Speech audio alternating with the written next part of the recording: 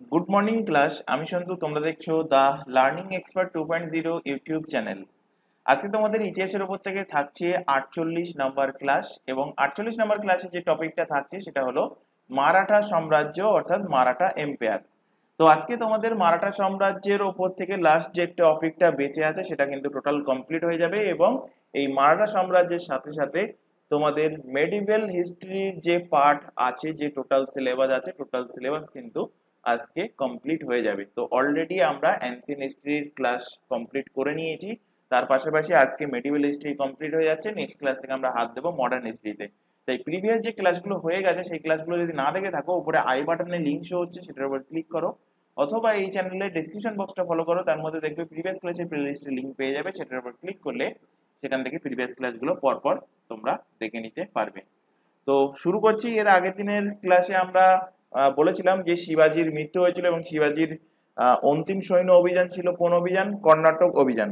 1677 থেকে 78 সালের মধ্যে এই অভিযান হয়েছিল, যেখানে 15 জুলাই 1677 সালে শেরখা লোদি শিবাজির সামনে আত্মসমর্পণ করেন এবং কর্ণাটককে কি করেন? শিবাজিকে দিয়ে দেন, এবং শিবাজি কর্ণাটকের রাজধানী করে দেন জিঞ্জিকে। জিঞ্জিকে রাজধানী বানিয়ে দেন। এরপর 1680 সালে রায়গড় দুর্গে শিবাজির মৃত্যু হয়। এই পর্যন্ত আমরা এর আগের দিনের ক্লাসে কিন্তু পড়ে নিয়েছি।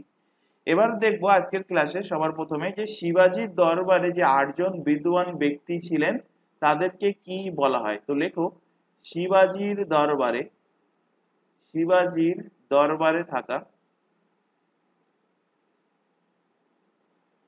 শিবাজির দরবারে থাকা 8জন জ্ঞানী ব্যক্তি বা বিদ্বান ব্যক্তি। 8জন জ্ঞানী ব্যক্তি বা বিদ্বান ব্যক্তি, এদেরকে কি বলা হতো? এদেরকে বলা হতো অষ্টপ্রধান। এক্সামে কিন্তু কোশ্চেন দিয়েছে, নাম মনে রাখবে, অষ্টপ্রধান। অষ্টপ্রধান।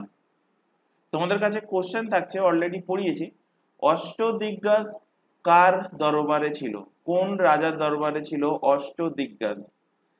অলরেডি পড়ানো হয়ে গেছে, কমেন্ট বক্সে কমেন্ট করবে।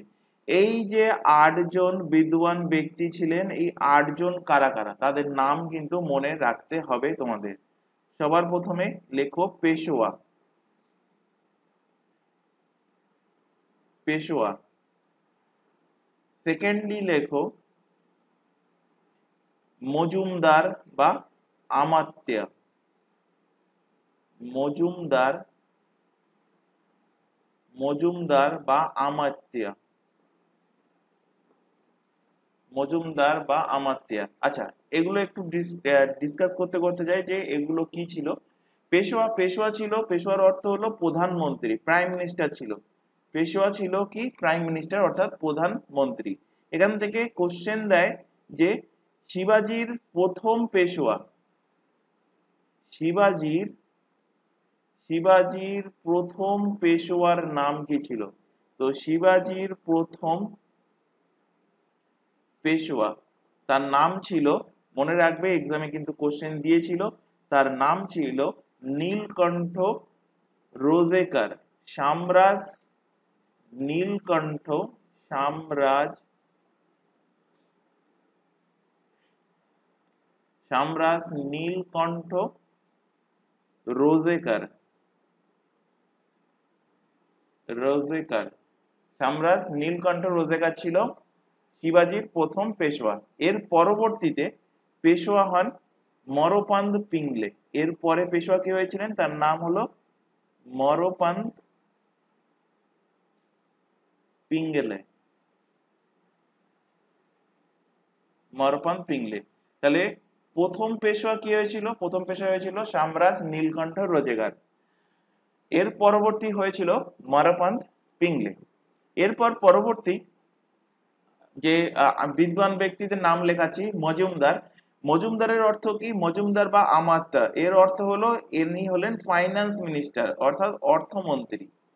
অর্থমন্ত্রী। অর্থমন্ত্রী।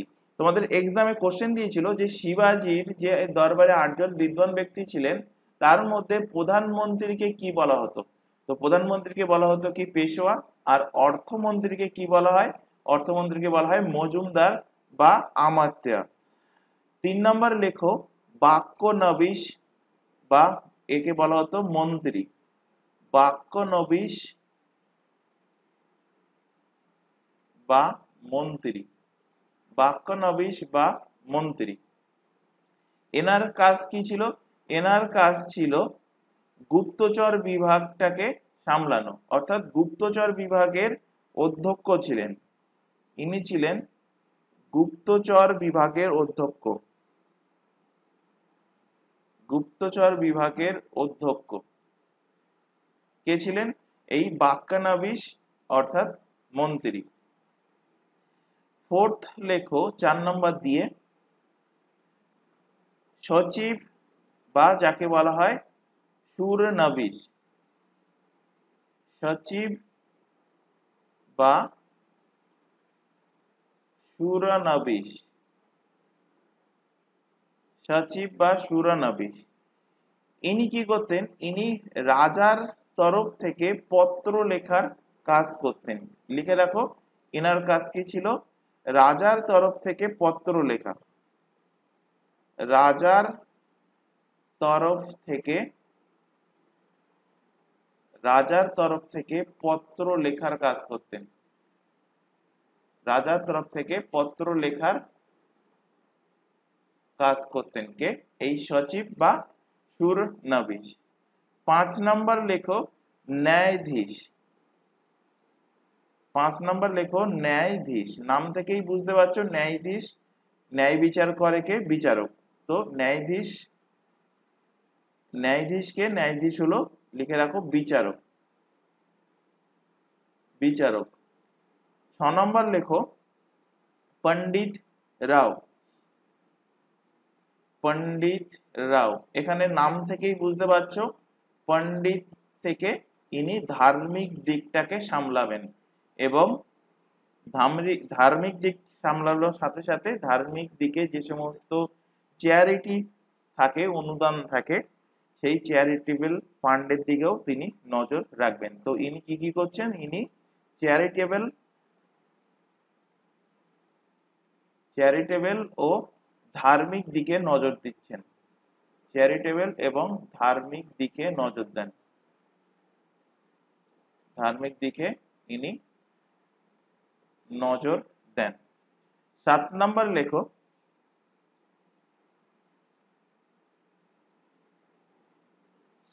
লেখো সার এ নৌবাত বা সেনাপতি। সার এ নৌবাত বা একে বলা হয় সেনাপতি। সেনাপতি এদের কাজ কি ছিল? এদের কাজ ছিল সেনাবাহিনীর নিয়োগ করা, তাদেরকে ট্রেনিং দেওয়া, তাদের ডিসিপ্লিন শেখানো। অর্থাৎ এই সারে নৌবাদ অর্থাৎ সেনাপতির পদ কি ছিল? কমান্ডার পোস্ট ছিল। ইনি কি ছিলেন? ইনি মিলিটারি কমান্ডার ছিলেন। ইনি ছিলেন মিলিটারি কমান্ডার। Military commander. এনার কাজ কি? রিক্রুটমেন্ট করা, রিক্রুটমেন্ট করে তাদেরকে ট্রেনিং দেওয়া এবং তাদেরকে ডিসিপ্লিন শেখানো। 8 নম্বর লেখো এবং লাস্ট দাবির।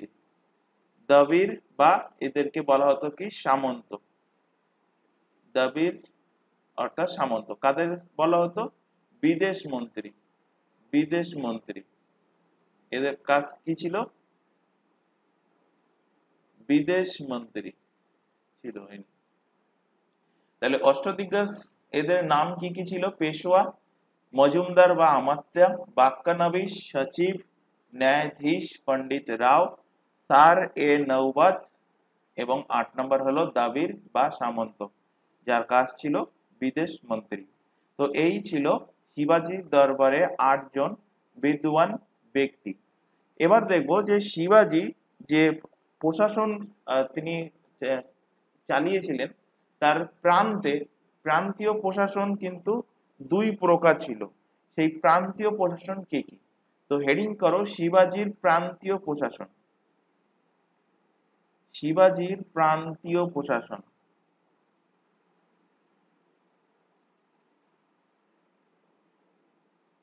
প্রান্তীয়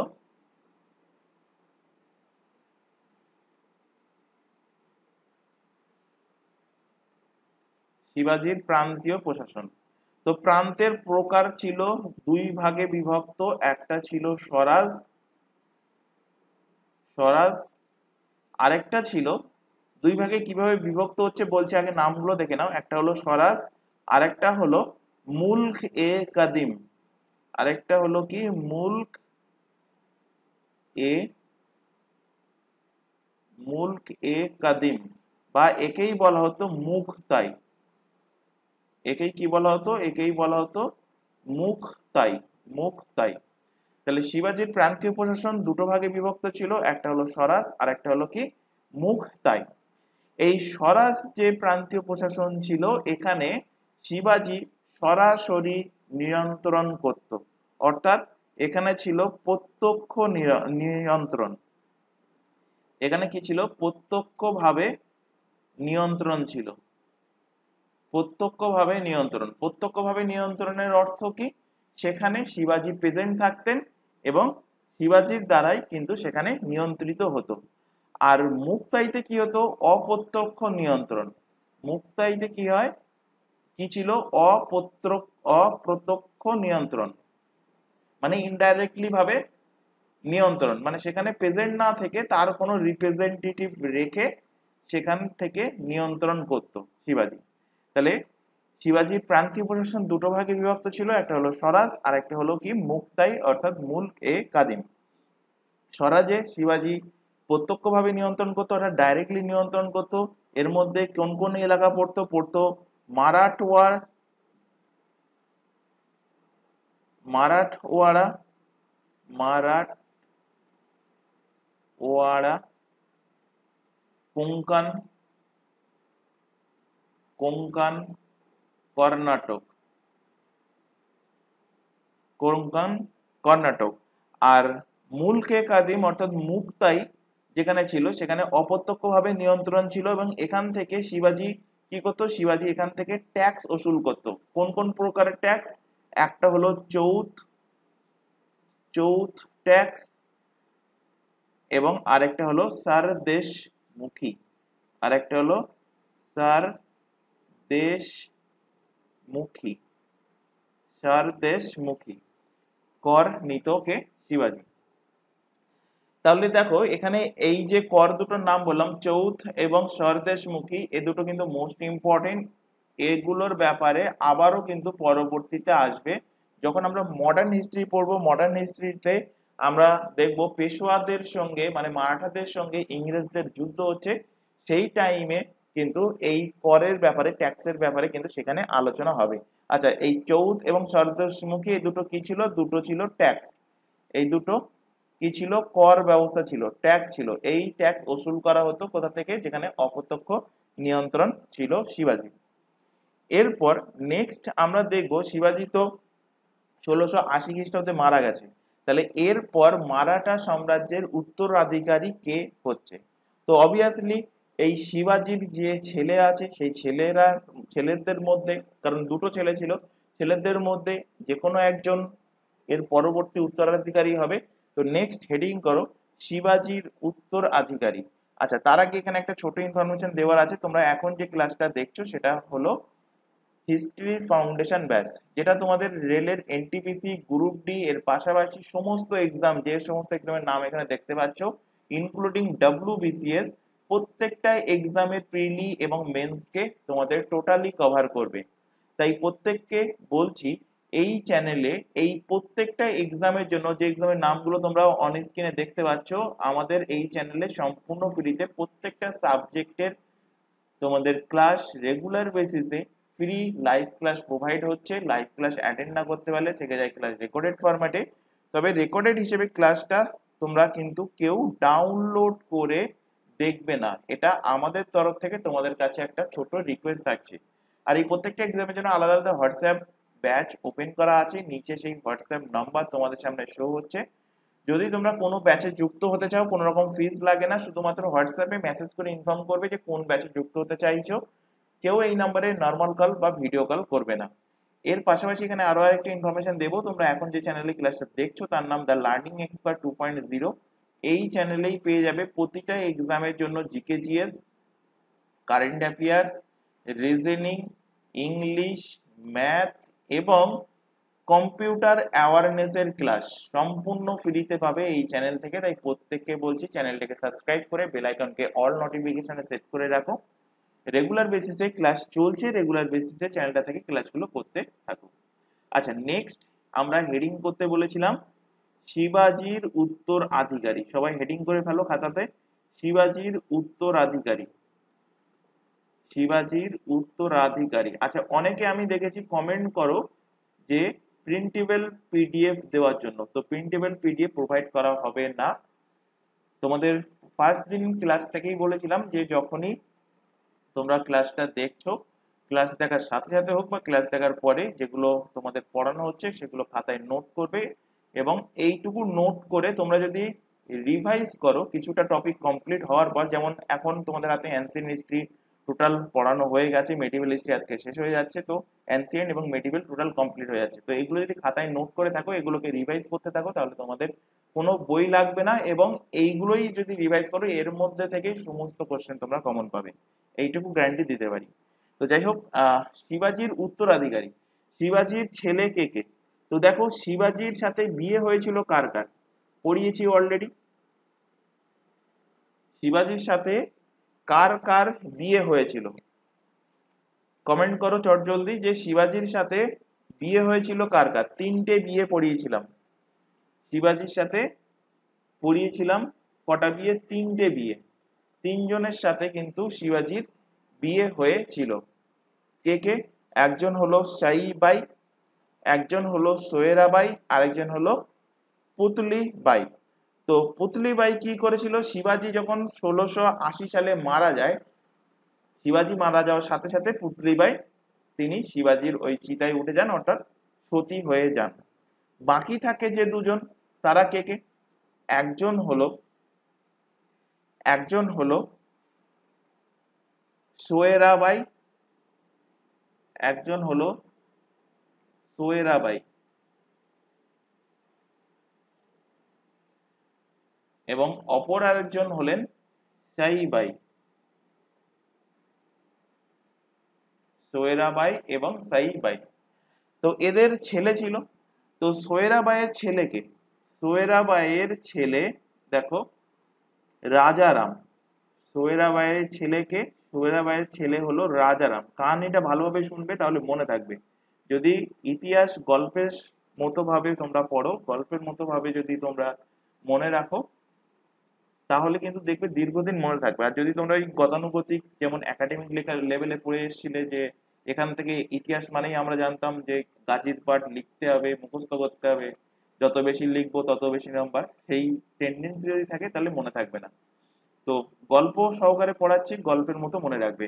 দেখো শিবাজির উত্তরাধিকারী মধ্যে, মানে শিবাজির উত্তরাধিকারী কে হবে সেখানে তার আগে জানতে হবে যে শিবাজির ওয়াইফ কে কে ছিল। তো তিনজন ওয়াইফ ছিল, সোয়েরাবাই, সাইবাই এবং আরেকজন ছিল পুতলিবাই।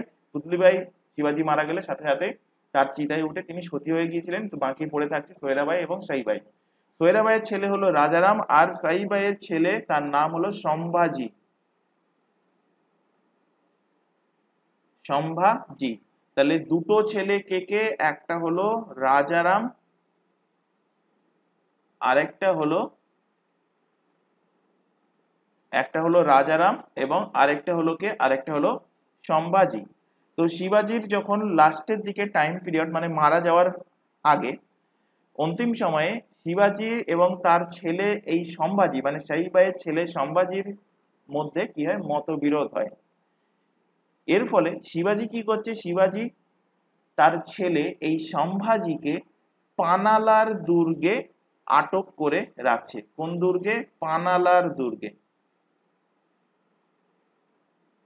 পানালার দুর্গে এই সম্ভাজিকে শিবাজি আটক করে রাখছে, আটক করে রাখেন, আটক করে রাখেন। এবার যখন শিবাজি মারা যাচ্ছে 1680 সালে, তো 80 সালে মারা যাওয়ার সাথে সাথে তাহলে একমাত্র ছেলে যে বাইরে আছে ইন্ডিপেন্ডেন্ট ভাবে, স্বতন্ত্র ভাবে, সে হলো রাজারাম।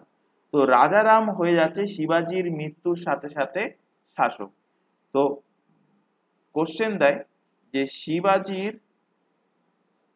মৃত্যুর সাথে সাথে, শিবাজির মৃত্যুর সাথে সাথে শাসক কে হন? তো শিবাজির মৃত্যুর সাথে সাথেই শাসক হন এই রাজারাম। শিবাজির মৃত্যুর সাথে সাথেই শাসক হয়ে যান কে? শাসক হয়ে যান এই রাজারাম।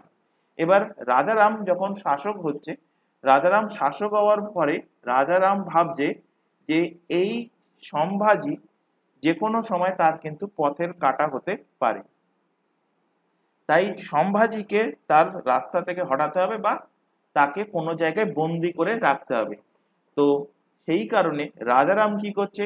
রাজারাম এই সম্ভাজিকে বন্দি করে রাখেন এবং অলরেডি তার বাবা বন্দি করে রেখেছিল, আটক করে রেখেছিল। এবার তার ভাই রাজারাম একে কি করছে? বন্দি করছে। এদিকে সম্ভাজি কি চেষ্টা করছে? সম্ভাজি যখন শুনলো যে তার বাবা অর্থাৎ শিবাজি মারা গিয়েছে, তো সম্ভাজি তখন চেষ্টা করছে যে তিনি শাসক হবেন। এর পরবর্তী শাসক কে হবে? পরবর্তী শাসক হবে সম্ভাজি। এটা সম্ভাজি চেষ্টা করছে, কিন্তু সম্ভাজি আছে কি? আটক অবস্থায় আছে, বন্দি হয়ে আছে, জেলের মধ্যে আছে। তো এই মতো অবস্থায় সম্ভাজিকে দেখো হেল্প করছে একজন ব্যক্তি, সম্ভাজিকে হেল্প করে, সাহায্য করে। কে সাহায্য করছে? নামটা ভালোভাবে খেয়াল রাখবে, হাম্মির রাও মোহিত। হাম্মির রাও, হাম্মির রাও মোহিত, হাম্মির রাও মোহিত সাহায্য করছে কাকে? সম্ভাজিকে। কিসের জন্য সাহায্য করছে? যাতে করে এই বন্দি অবস্থা থেকে সম্ভাজি বেরোতে পারে। তো সাহায্য যেহেতু করেছে, তো সম্ভাজি সেখান থেকে বেরিয়ে এসছে। এবার নেক্সট হেডিং করো যে পরবর্তী শাসক হচ্ছে কে? সম্ভাজি। পরবর্তী শাসক হচ্ছে কে? সম্ভাজি। তো নেক্সট হেডিং করো যে শিবাজির পরে পরবর্তী শাসক হলো সম্ভাজি। পরবর্তী শাসক কে হলেন? সম্ভাজি। সম্ভাজি 1680 সাল থেকে রাজারাম কিছুদিনের জন্য শাসক ছিলেন এই টাইম পিরিয়ডে। এরপর যখন বন্দি থেকে বন্দিমুক্ত হয়ে আসেন সম্ভাজি, তো সম্ভাজি 1680 থেকে 1689 সাল পর্যন্ত তিনি গদিতে বসেছিলেন, তিনি শাসন কার্য চালিয়েছিলেন। তো শিবাজির মৃত্যুর পর যদি কোশ্চেন দেয় শাসক কে হয়েছিল? শাসক হয়েছিল রাজারাম। এবং রাজারাম একে কিন্তু বন্দি করে রেখেছিল, এবং কোথায় বন্দি করে রেখেছিল? পানালার দুর্গে বন্দি করে রেখেছিল। কিন্তু সম্ভাজিকে ছাড়াচ্ছে কে? সম্ভাজিকে ছাড়ানোর জন্য হেল্প করছে এই হাম্মির রাও মোহিত। এই হাম্মির রাও মোহিতকে যখন সম্ভাজি শাসক হচ্ছে, তখন এই হাম্মির রাও মোহিতকে সম্ভাজি সেনাপতি পদে তাকে বসিয়ে দিচ্ছে। তাহলে এখানে লিখে রাখো সম্ভাজির এখানে শিবাজির মৃত্যুর পর পরবর্তী শাসক হন, শিবাজির মৃত্যুর পর, শিবাজির মৃত্যুর পর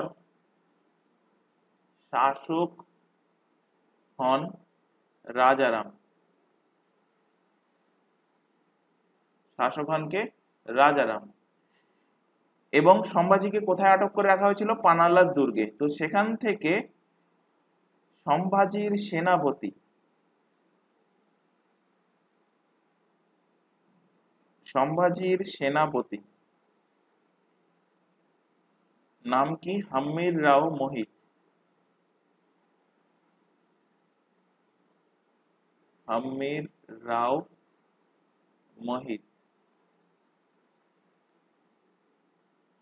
হাম্মির রাও মোহিত। ইনি কি করছেন? ইনি বন্দি অবস্থা থেকে মুক্ত করেন। সম্ভাজির সেনাপতি হাম্মির রাও মোহিত সম্ভাজিকে বন্দি অবস্থা থেকে মুক্ত করেন। বন্দি অবস্থা থেকে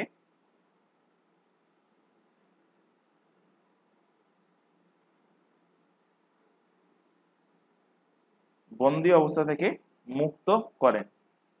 এরপর দেখো সম্ভাজি 20 জুলাই 1680 সালে সম্ভাজি রাজগদিতে শাসক রূপে বসেন।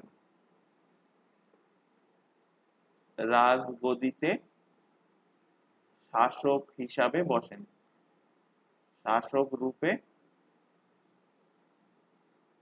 রাজগদিতে শাসক রূপে বসেন। এবং এই সম্ভাজি ছিল কিন্তু অত্যন্ত ভোগ বিলাসী একজন শাসক। সম্ভাজির বড় আধিকারিকের নাম কি ছিল? এনার রাজসভায় বড়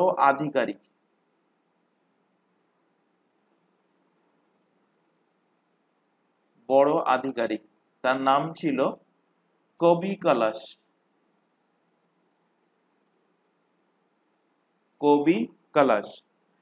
তো সম্ভাজির কবে শাসক হচ্ছেন?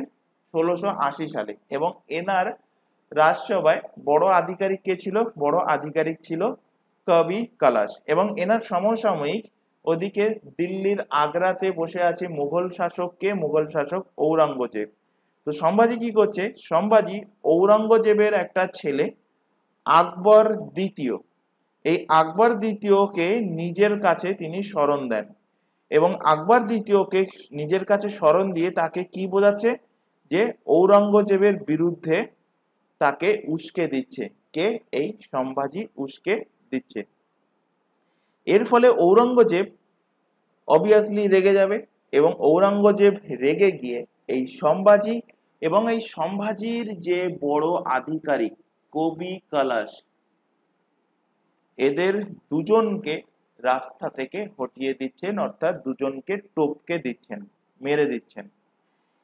এবং এর সাথে ঔরঙ্গজেব কি করছে? সম্ভাজির ওয়াইফ, সম্ভাজিরও কিন্তু 3টে বউ ছিল, একটা হলো জেসুবাই, আরেকটা হলো রাজস্ববাই এবং আরেকজন হলো তারাবাই।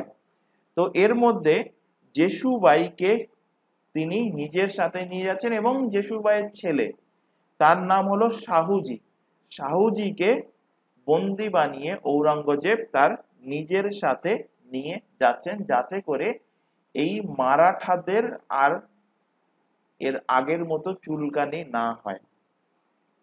তো এখান থেকে লিখে রাখতে পারো তোমরা যে কি কি হচ্ছে, এখান থেকে লিখে রাখো। আমি ছোটভাবে বলে দিচ্ছি। সম্ভাজি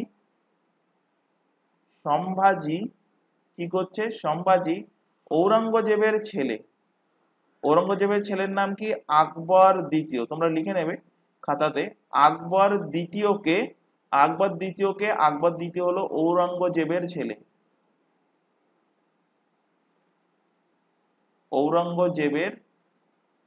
ছেলে। এই আকবরকে সম্ভাজি কি করছে? উস্কে দিচ্ছে ঔরঙ্গজেবের বিরুদ্ধে, উস্কে দেন, উস্কানিমূলক কথা বলেন, যাতে করে ঔরঙ্গজেবের ছেলেই যেন ঔরঙ্গজেবের বিরোধিতা করে। এর ফলে ঔরঙ্গজেব কি করছে? ঔরঙ্গজেব এই সমস্ত ঘটনা শুনে ঔরঙ্গজেব রেগে গিয়ে 11 মার্চ 1689 সালে এই সম্ভাজি এবং সম্ভাজির যে বড় আধিকারিক ছিল কবি কালাশ, এই দুজনকেই হত্যা করে দিচ্ছে। এবং এদেরকে হত্যা করার পাশাপাশি এই সম্ভাজির একজন পত্নী, 3টে বিয়ে করেছিল, 3টে ওয়াইফের নামই একটু পরে বলবো। তো এখন আপাতত একজনের নাম তোমরা এখানে লেখো। তো 3জনের মধ্যে একজন ওয়াইফ ছিল জেসুবাই এবং এই জেসুবাইয়ের ছেলের নাম হলো শাহুজি। জেসুবাইয়ের ছেলে হলো শাহুজি। তো এই শাহুজি এবং জেসুবাই দুজনকে বন্দি বানিয়ে ঔরঙ্গজেব তার নিজের কাছে রেখে দিচ্ছে। তাহলে এদিকে সম্ভাজি রাস্তা থেকে হটে গেল, এদিকে জেসুবাই মানে সম্ভাজির পরবর্তী শাসক হওয়ার কথা, জেসুবাইয়ের ছেলে মানে তার ছেলে শাহুজির, তো সেও কি হলো? ঔরঙ্গজেব অর্থাৎ মুঘলদের আটকে চলে গেল। তাহলে এখন ফাঁকা আছে কে? ফাঁকা আছে দেখো এই সম্ভাজির ভাই রাজারাম। তাই এরপর সম্ভাজি মারা যাওয়ার পর মারাঠাদের মন্ত্রী পরিষদের অনুরোধে পরবর্তী শাসক হচ্ছে কে? পরবর্তী শাসক হন রাজা রাম। তো দেখো এখান থেকে শাহাজি ভোসলে। শাহাজি ভোসলে কে ছিল? শাহাজি ভোসলে শিবাজির বাবা। শিবাজির বাবা ছিল শাহাজি ভোসলে।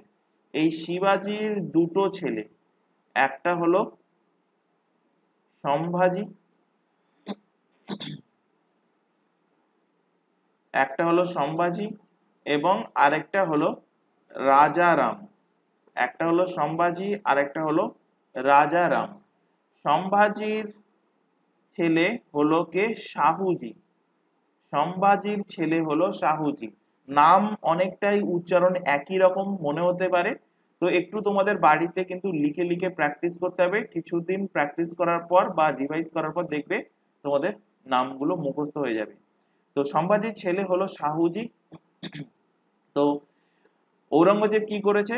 সম্ভাজিকে হত্যা করে দিয়েছে এবং এর পাশাপাশি শাহজিকে বন্দি বানিয়ে আটক করে নিজের কাছে রেখে দিয়েছে।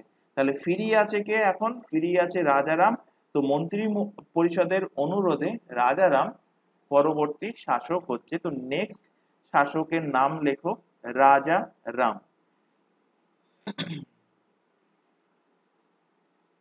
রাজা রাম।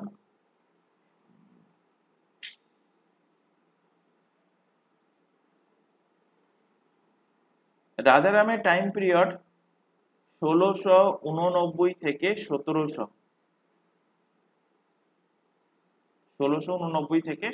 খ্রিস্টাব্দ পর্যন্ত। তো রাজারাম মন্ত্রী পরিষদের কথায় তিনি কিন্তু শাসক হয়েছিলেন, কিন্তু ইনি কখনো রাজগদিতে বসেননি। রাজারাম রাজার চেয়ারে তিনি বসেননি, কারণ ইনি মনে করতেন যে এই রাজগদি বা এই রাজার চেয়ারের হকদার হলো সম্ভাজির ছেলের নাম কি বললাম? শাহুজিৎ। তাই তিনি ওই রাজগদিতে কিন্তু কোনোদিন বসেননি এবং ইনি নিজেকে শাহুজির প্রতিনিধি মনে করতেন। রাজারাম কি মনে করতেন? নিজেকে নিজেকে শাহুজির প্রতিনিধি মনে করতেন, যিনি শাহুজির প্রতিনিধি মনে করতেন।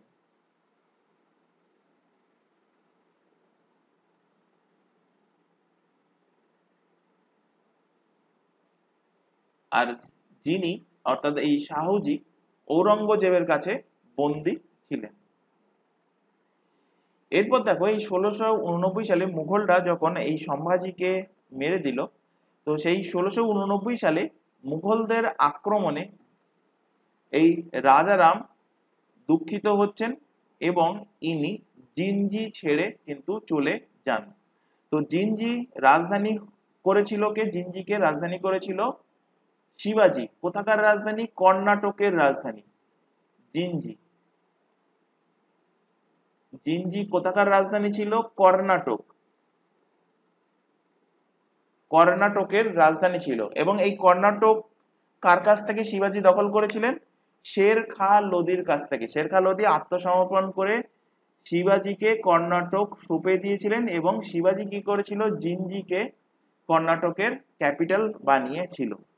তো 1689 সালে যখন মুঘলরা আক্রমণ করলো, তখন সম্ভাজি ওদিকে মারা গেল এবং সেই দুঃখে দুঃখিত হয়ে এই রাজারাম কি করছে?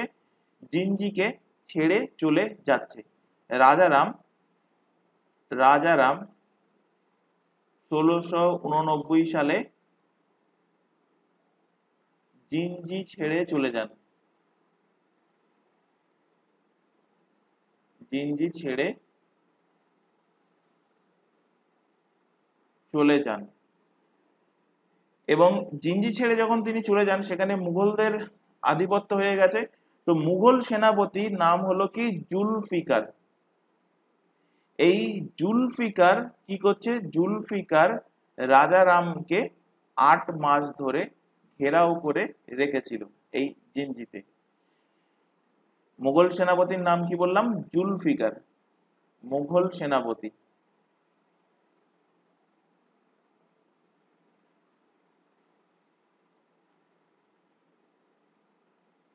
মুঘল সেনাপতি জুলফিকার। মুঘল সেনাপতি জুলফিকার।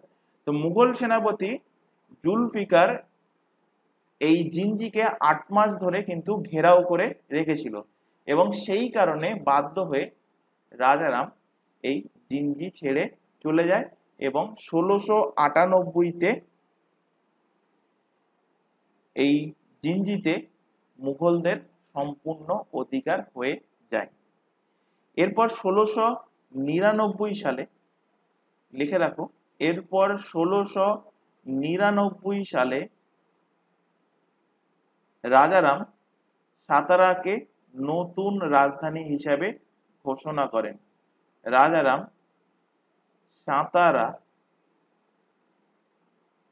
সাতারাকে নতুন ক্যাপিটাল হিসাবে তিনি ঘোষণা করেন। নতুন রাজধানী, মারাঠাদের নতুন রাজধানী হিসাবে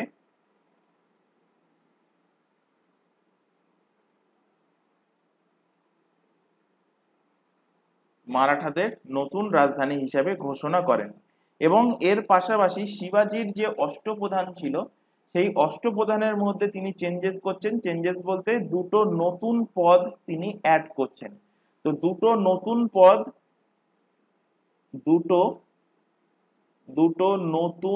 পদ তিনি কি করছেন? অ্যাড করছেন। সেই নতুন পদ দুটো কি কি? একটা হলো প্রান্ত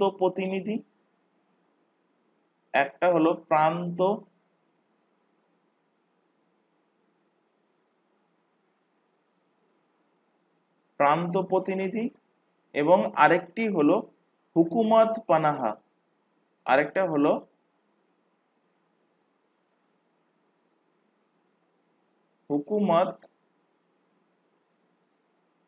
হুকুমত পানাহা। তো এই দুটো নতুন পদ বানাচ্ছে কে? রাজারাম বানাচ্ছে। এই অষ্টপ্রধানের, শিবাজির যে অষ্টপ্রধান ছিল সেই অষ্টপ্রধানের সাথে আরো এই দুটো নতুন পদ অ্যাড করছে কে? রাজারাম। এরপর 1700 খ্রিস্টাব্দে এসে, 1700 সালে এসে এই রাজারাম মারা যান। 1700 সালে রাজারামের মৃত্যু হয়।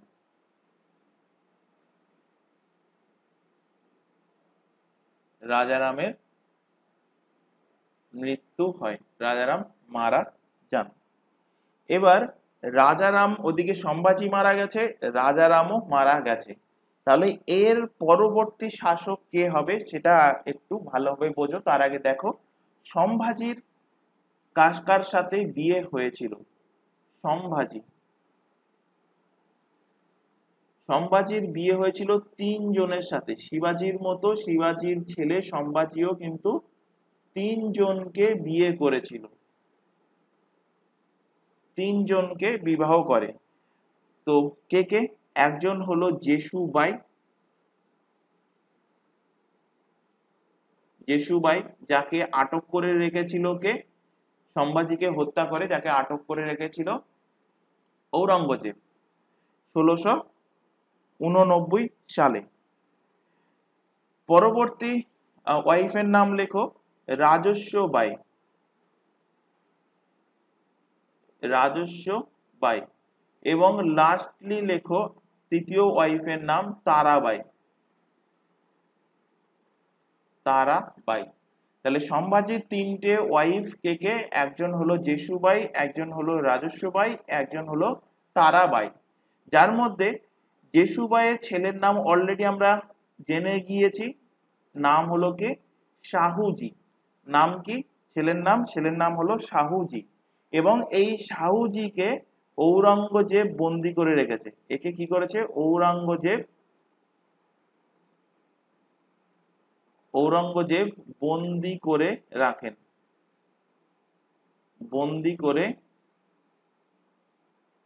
রাখেন। রাজস্ববাইয়ের ছেলের নাম কি? রাজস্ববাইয়ের ছেলের নাম হলো সম্ভাজি দ্বিতীয়।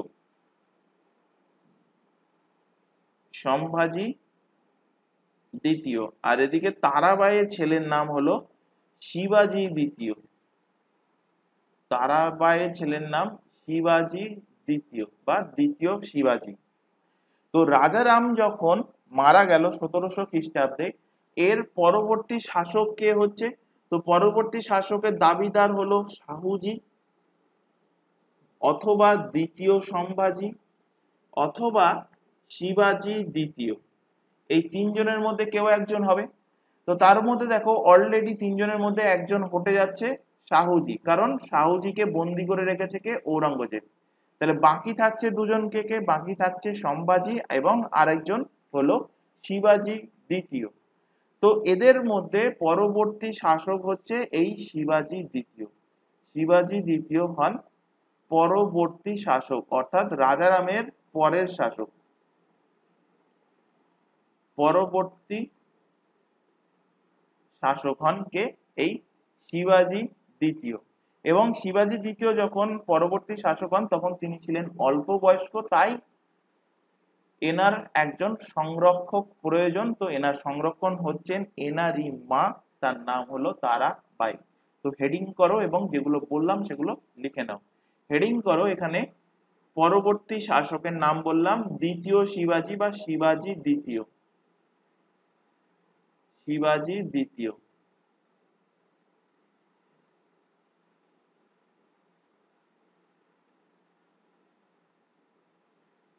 এনার টাইম পিরিয়ড 1700 থেকে 1707 পর্যন্ত। 1700 থেকে 1707 খ্রিস্টাব্দ পর্যন্ত। তো দেখো এনার সংরক্ষক কে ছিল? এনার সংরক্ষক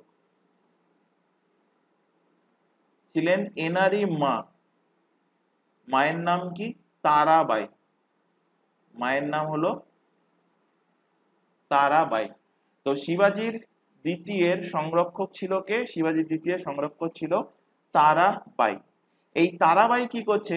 তারাবাই মুঘলদের সাথে যুদ্ধ করে সাতারার দুর্গ, রায়গড়ের দুর্গ এবং সিংহগড়ের দুর্গ, এই তিনটে দুর্গ আবার রিক্যাপচার করছে, অর্থাৎ মুঘলদের থেকে আবার ছিনিয়ে নিয়ে আসছে। তো তারাবাই কি করছে? তারাবাই তারাবাই মুঘলদের থেকে, লিখে রাখো, মুঘলদের থেকে মুঘলদের থেকে সাতারার দুর্গ,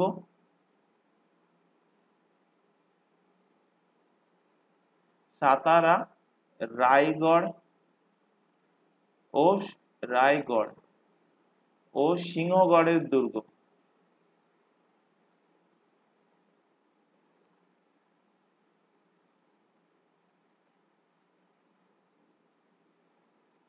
ছিনিয়ে নিয়ে আসেন। সিংহগড়ের দুর্গ ছিনিয়ে আনেন মানে রিক্যাপচার করেন, আবার ছিনিয়ে আনেন, ছিনিয়ে নিয়ে আসেন। এরপর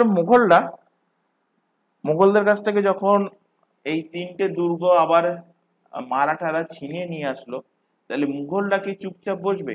না।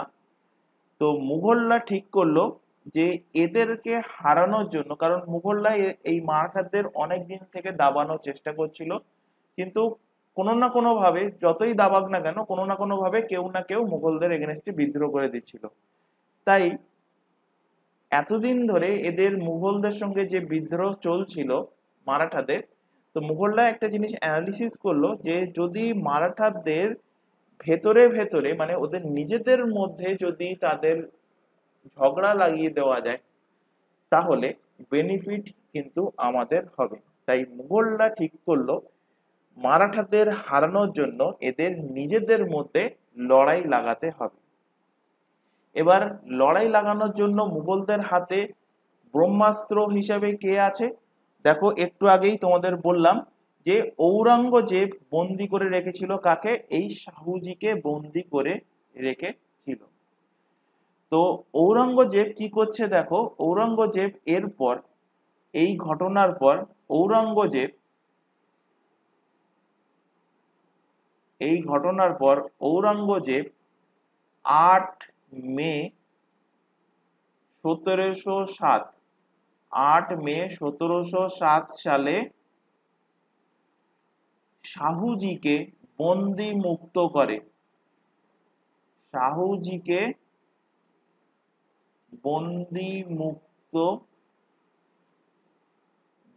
মুক্ত করে, অর্থাৎ তার জেল থেকে তাকে ছেড়ে দেওয়া হয়, শাহুজিকে মুক্ত করে দেওয়া হয় এবং তার মাথায় এমন একটা বিষ ঢোকানো হয় বা তাকে এমন ভাবে কনভিন্স করা হয়। কনভিন্স হবে না কেন? কারণ দেখো, শাহুজি কার ছেলে? সম্ভাজির ছেলে। সম্ভাজিকে হত্যা করে দিয়েছিল কবে? 1690 সালে, 1689 সালে। দেখো এই যে 1689 সালে, 11 মার্চ 1689 সালে সম্ভাজিকে মেরে দিয়েছিল। তাহলে 1689 থেকে 1707 পর্যন্ত বন্দী ছিল কে? শিবাজি। তাহলে কত বছর? ওদিকে 11 আর এদিকে 7, প্রায় 18 বছর বন্দী ছিল। তো এই 18 বছর ধরে ব্রেন ওয়াশ হচ্ছে কার? শাহুজির ব্রেন ওয়াশ হচ্ছে। এবং এই ব্রেন ওয়াশ কে করছে? ব্রেন ওয়াশ করছে ঔরঙ্গজেবের মেয়ে। ঔরঙ্গজেবের মেয়ে, এই মেয়ের নাম কি?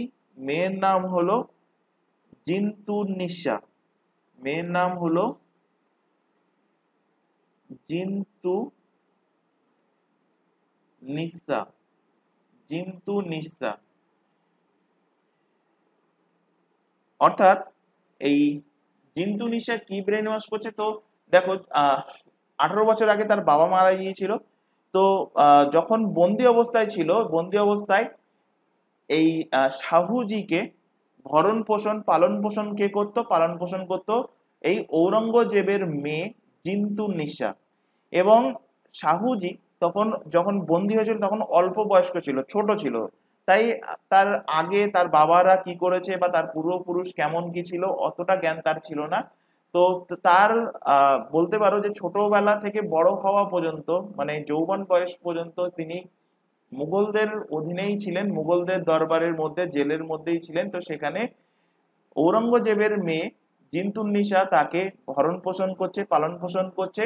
এবং এই শাহুজি এই জিনতুন্নিসাকে মায়ের চোখে দেখতেন, এনাকে তিনি মা বলে ডাকতেন, আর ঔরঙ্গজেবকে তিনি বাবা বলে ডাকতেন। অর্থাৎ তার মা ছিল, মানে মা বলে ডাকতো কাকে? জিনতুন্নিসাকে। এবং এদিকে বাবার বাবা বলে মানতেন কাকে? ঔরঙ্গজেবকে। এবং এর পাশাপাশি শাহুজি যখন জেলের মধ্যে ছিল বন্দি অবস্থায়, ঔরঙ্গজেব শাহুজিকে 7,000 মনসাবদারি প্রদান করেছিল। 7,000 মনসাব প্রদান করেছিল। এবং এই শাহুজিকে ঔরঙ্গজেব রাজা উপাধি দেন, রাজা টাইটেল দিয়েছিল। তাহলে দেখো এখানে যে জেলের মধ্যে থেকে ঔরঙ্গজেবের মেয়ে জিনতুন্নিসা তাকে ভরণ পোষণ করছে, পালন পোষণ করছে, তাই তিনি জিনতুন্নিসাকে মায়ের চোখে দেখতেন এবং ঔরঙ্গজেবকে বাবা হিসাবে মানতেন। এবং এর পাশাপাশি ঔরঙ্গজেব তাকে 7,000 মনসা প্রদান করেছিল এবং রাজা উপাধি প্রদান করেছিল।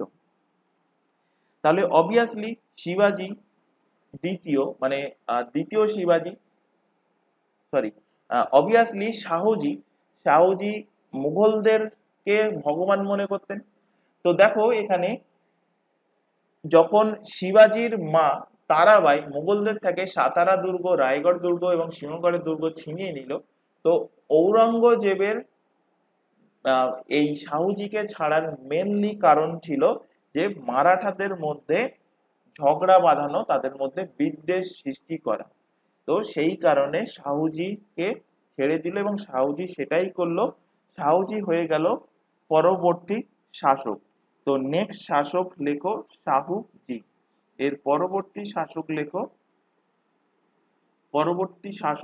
শাহুজি। শাহুজি। এবার তোমাদের মনে হতে পারে যে আগে যিনি শাসক ছিলেন শিবাজি দ্বিতীয়, তিনি মারা গেলেন না বা তিনি রাজগদি থেকে হটে গেলেন না, অথচ শাহুজি কিভাবে শাসক হলো? তো দাঁড়াও বলছি। এই শাহুজির মধ্যেই আমি বলবো যে শাহুজির সাথে শিবাজি দ্বিতীয়ের কিন্তু একটা যুদ্ধ হচ্ছে। তার আগে দেখে নাও এর টাইম পিরিয়ড কত ছিল। টাইম পিরিয়ড ছিল 1707 থেকে 1749 সাল পর্যন্ত। এবং এই শাহুজিকে যেই মাত্র বন্দি মুক্ত করলো ঔরঙ্গজেব, সাথে সাথে শাহুজি এসে মারাঠাদের সাথে যুদ্ধ করছে। যুদ্ধের নাম কি? খেড়া বা খেদের যুদ্ধ। অনেক বইতে খেড়া লেখা থাকে বা অনেক বইতে খেদ। খেড়া বা খেদের যুদ্ধ কত সালে হচ্ছে? 1707 সালেই হচ্ছে। সালটা মনে রাখলে হবে, আমি ডেট বলে দিচ্ছি, ডেট না মনে রাখলেও হবে। 12 অক্টোবর 1707 খ্রিস্টাব্দ। কিসের যুদ্ধ হচ্ছে? খেড়ার যুদ্ধ বা খেদের যুদ্ধ। কার কার মধ্যে হচ্ছে? তো হচ্ছে দেখো শাহুজি, যিনি বন্দিমুক্ত হলেন ঔরঙ্গজেবের থেকে, এবং এদিকে মারাঠা শাসক ছিল কে? শিবাজি দ্বিতীয়। শিবাজি দ্বিতীয়, এদের দুজনের মধ্যে হচ্ছে খেড়ার যুদ্ধ বা খেদের যুদ্ধ। তো এই শিবাজি দ্বিতীয় ছোট হওয়ার কারণে এই যুদ্ধে পার্টিসিপেট করছে এনার মা তারাবাই। এনার মা তারাবাই, এবং এই যুদ্ধে এই তারাবাই হেরে যান। এই যুদ্ধে এই তারাবাই হেরে যান এবং শাহুজি যুদ্ধে জয়ী হন। এবং যুদ্ধে জয়ী হওয়ার সাথে সাথে শাহুজি কি করছে? শাহুজি শাসক হয়ে যাচ্ছে মারাঠাদের পরবর্তী শাসক। এরপর শাহুজি 1708 সালে 1708 সালে শাহুজি সাতারাকে জয়লাভ করেন। সাতারাকে জয় করেন। আর এই সাতারা কার দখলে ছিল এতদিন ধরে? এতদিন ছিল তারাবাইয়ের দখলে। কারণ তারাবাই যখনই তার ছেলে শিবাজি দ্বিতীয় রাজগদিতে বসেছিল, তো তারাবাই তার সংরক্ষক হিসাবে সাতারা, রায়গড়ের দুর্গ আর সিংহগড়ের দুর্গ ছিনিয়ে নিয়েছিল মুঘলদের কাছ থেকে। এবং 1708 সালে সেই সাতারাকে জয়ী করে নিচ্ছে কে? শাহুজি। এবং সাতারাকে জেতার সাথে সাথে তারাবাই এবং তারাবাইয়ের ছেলে শিবাজি দ্বিতীয়, কে কে?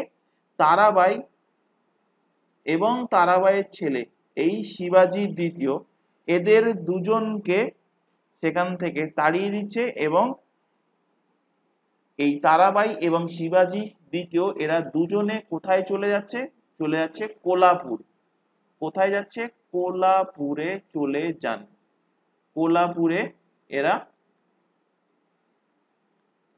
চলে যায়। কে কে? তারাবাই এবং তারাবাইয়ের ছেলে শিবাজি দ্বিতীয়। এরপর সম্ভাজির অন্য আরেকটা বউ, সম্ভাজির 3টে বউ বলেছি। কে কে? দেখো, জেসুবাই, রাজস্ববাই এবং তারাবাই। তো জেসুবাইয়ের ব্যাপারে বলেছিলাম, জেসুবাইয়ের ছেলে হলো শাহুজি, যাকে ঔরঙ্গজেব বন্দি করে রেখেছিল এবং পরবর্তীতে 1707 সালে আবার বন্দি মুক্ত করে দিয়েছিল। আরেকটা ওয়াইফের ব্যাপারে আলোচনা করলাম, তারাবাই, যিনি হলেন শিবাজির মা। এবং আরেকটা ওয়াইফ যিনি বাকি থেকে গেছেন, যার ব্যাপারে এখনো আলোচনা করিনি, রাজস্ববাই। তো এই রাজস্ববাই প্ল্যানিং করছে, কি প্ল্যানিং করছে? তো ইনি 1714 সালে তারাবাই এবং শিবাজি দ্বিতীয়কে বন্দি বানাচ্ছে। বন্দি বানিয়ে তিনি এদেরকে আটক করে রাখছেন এবং এই ঘটনাকে বলা হচ্ছে কি? মহল ষড়যন্ত্র। তো কোশ্চেন দেয়, মারাঠাদের মহল ষড়যন্ত্র কোনটি? তো দেখো, সম্ভাজির পত্নী, লিখে রাখতে পারো, সম্ভাজির পত্নী, যার নাম হলো রাজস্ববাই। রাজস্ববাই রাজস্ববাই যখন দেখলো যে শাহুজি এসে এই শিবাজি দ্বিতীয় এবং তার মা তারাবাইকে সেখান থেকে হটিয়ে দিয়েছে, অর্থাৎ সাতারার দুর্গ থেকে হটিয়ে দিয়েছে, এবং এরা দুজন, কে কে? একজন হলো তারাবাই ও তার ছেলে শিবাজি দ্বিতীয়। শিবাজি দ্বিতীয়, এদের দুজনকে যখন সাতারা থেকে হটিয়ে দিয়েছে, তো তখন এরা দুজন কোথায় চলে গিয়েছিল? কোলাপুরে চলে গিয়েছিল।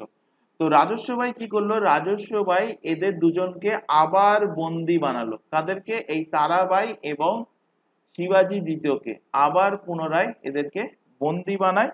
এবং এই যে ঘটনাটা, বন্দি বানানোর ঘটনাটা, এটাই মহল ষড়যন্ত্র নামে পরিচিত। মহল ষড়যন্ত্র নামে পরিচিত। এরপর এদের মধ্যে সন্ধি হয়। এদের মধ্যে বলতে কার কার মধ্যে হবে? শাহুজি এবং শিবাজি দ্বিতীয়ের মধ্যে কি সন্ধি হচ্ছে? বার্নার সন্ধি।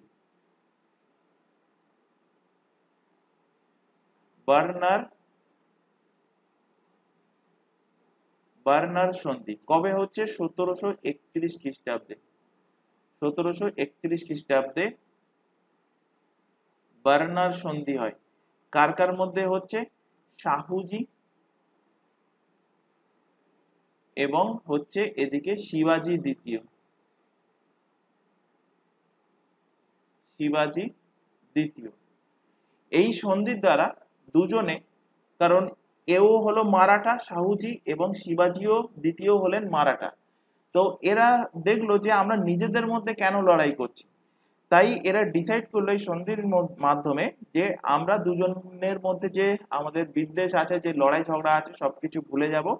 ভুলে গিয়ে এখন বর্তমান যে সাম্রাজ্য আছে, সাম্রাজ্যকে দুই ভাগে ডিস্ট্রিবিউট করে নেব।